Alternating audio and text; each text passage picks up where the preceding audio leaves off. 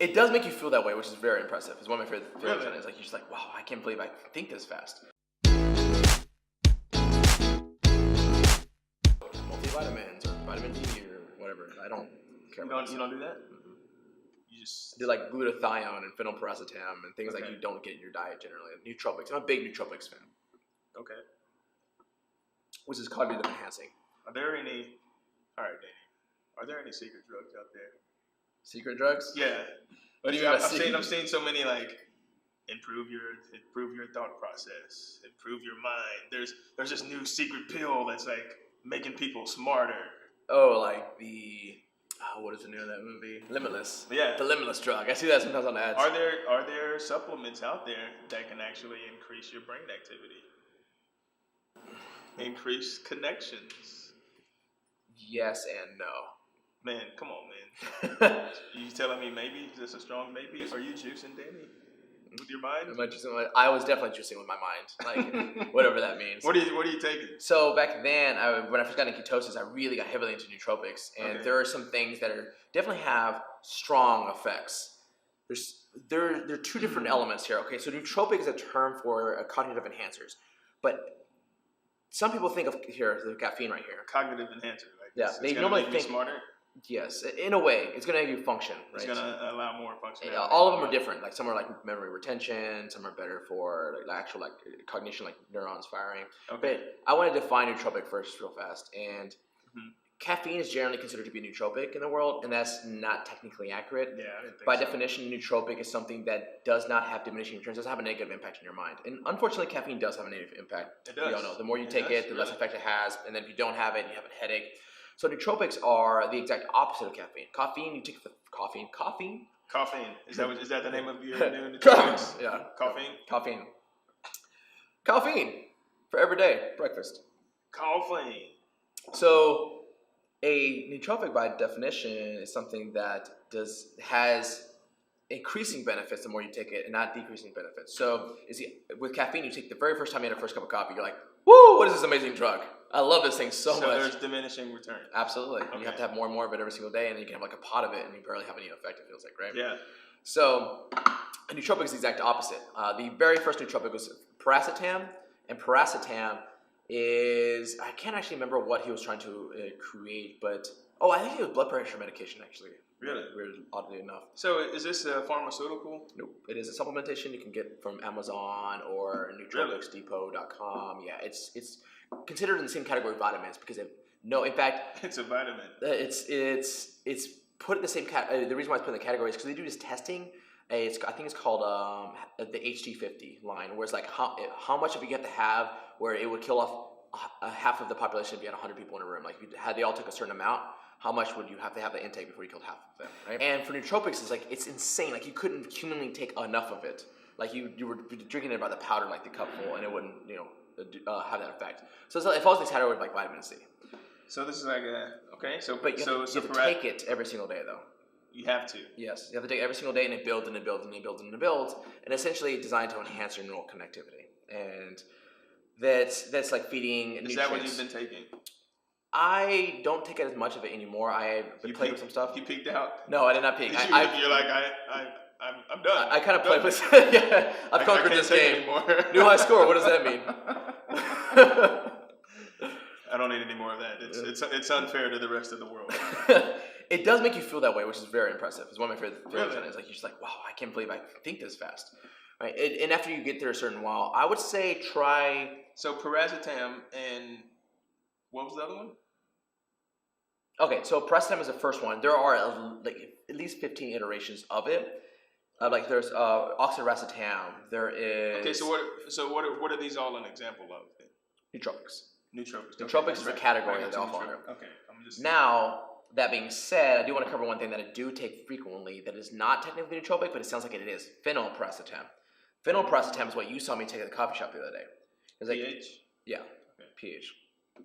And phenylparacetam is one of these things that it's a form of paracetam, but it's a concentrated form, so it actually has a caffeine effect. Like you take it and you feel the results instantly. But again, like caffeine, it has diminishing returns, right?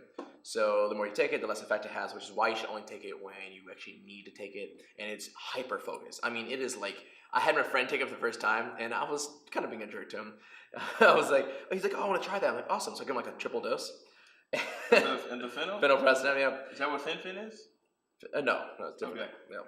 But I gave him a triple dose. I knew it wasn't going to harm him, but he had this document to essentially to write, and he was like storyboarding it. And he literally here in front of his notepad, and he's normally just ADD everywhere, and he just wouldn't pick his head up for it was like 45 minutes. I'm like, hey Chris, you doing okay? He just looked at me, and just like went back to working. I'm like, I've never seen this guy so focused in my life. So that's essentially what you're trying to get out of it. It's not great for social groups. It's not like an anti-anxiety. It's not a pro-anxiety either, but it's just focus. Okay.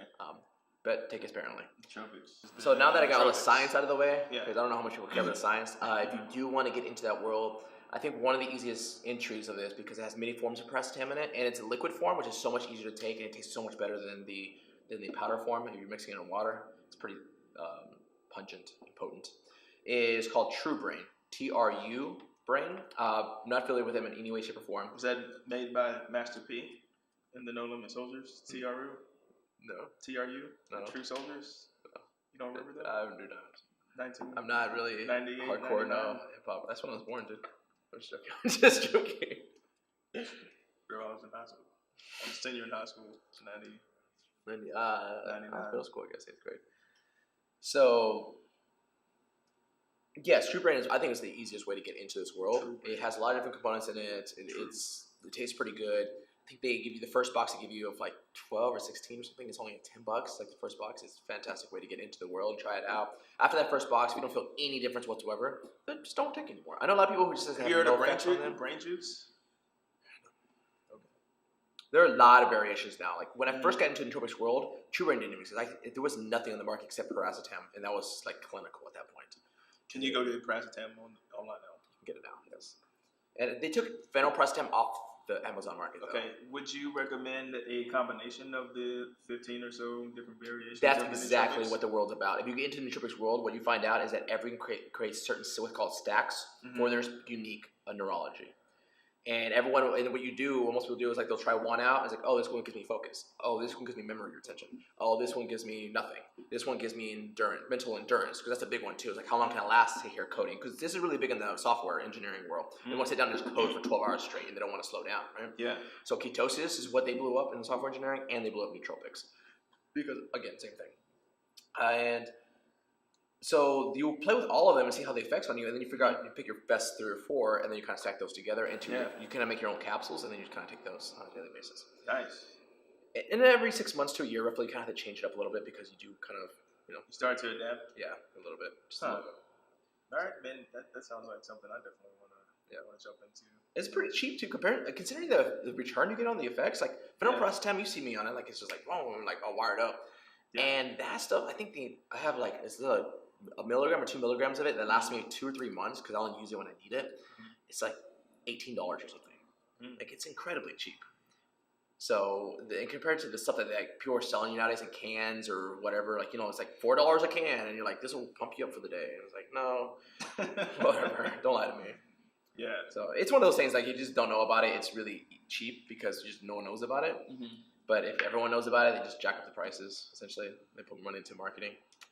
But well, Benny, I think this was a success. All right, we're going to wrap this section up. Danny, mind giving us an overview or recap? Nootropics? Yeah. Okay, well, I didn't mention it earlier, but I do want to say only get into nootropics world if you feel like you have your nutrition dialed in. If you have your nutrition dialed in, but you still feel like foggy or you just want a little bit more of an edge, it's not meant to replace what you do with nutrition. I believe Dr. Eric Belden said that working out is king and nutrition is queen, but you need them together to make an empire.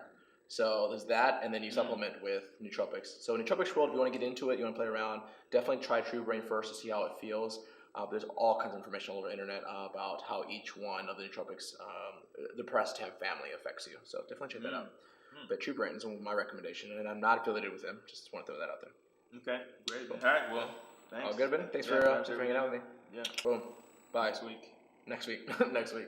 Next episode.